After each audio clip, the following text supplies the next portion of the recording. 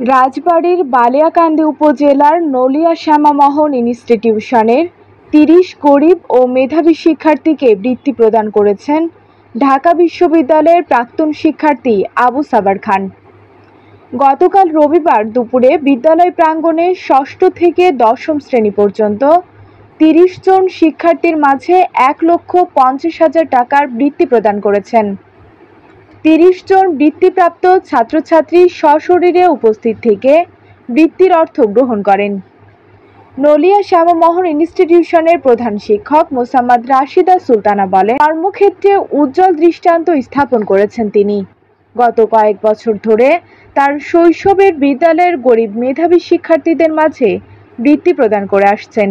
এটা আমাদের জন্য গর্বের ও শিক্ষার্থীদের জন্য উৎসাহের। বৃত্তি প্রদান শেষে আবু সাবার খান বলেন, এই বিদ্যালয়ের পাশেই আমার বাড়ি। আমি এই বিদ্যালয়ে পড়ালেখা করে ঢাকা বিশ্ববিদ্যালয় থেকে পড়ালেখা শেষ করেছি। আমি ৯০ দশকে ঢাকা বিশ্ববিদ্যালয় থেকে ভূতত্ত্ব বিভাগে পড়ালেখা শেষ করে একটি বেসরকারি প্রতিষ্ঠানে কাজ করছি। গত কয়েক বছর ধরে আমি দায়বদ্ধতার জায়গা থেকে এই বৃত্তি প্রদান করে আসছি। বৃত্তি প্রদান অনুষ্ঠানে বালিয়াকান্দি উপজেলা বিএনপির সাবেক যুগ্ম আহ্বায়ক মীর মনিরুজ্জামান বাবু, জামালপুর ইউনিয়ন বিএনপির সাবেক সহসভাপতি মোহাম্মদ রঞ্জু সরদার, সাবেক সাধারণ সম্পাদক আব্দুর মান্নান মৃধা, জামালপুর ইউনিয়ন বিএনপির সদস্য আনোয়ার খান মুক্ত, জামালপুর ইউনিয়ন যুবদলের আহ্বায়ক মোস্তাফিজুর রহমান ইতু, বৈষম্য বিরোধী ছাত্র আন্দোলনের শিক্ষার্থী সারাফাত ইসলাম অনিক ও মোহাম্মদ আলামিন সহ বিদ্যালয়ের শিক্ষক শিক্ষার্থীবৃন্দ।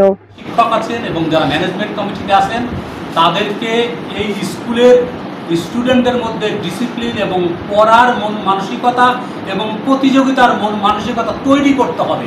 সেই তৈরি করলে প্রত্যেকটি স্টুডেন্টই তারা প্রতিযোগিতা করে পড়বে এবং এখানে লেখাপড়ার পরিবেশ তৈরি করতে হবে।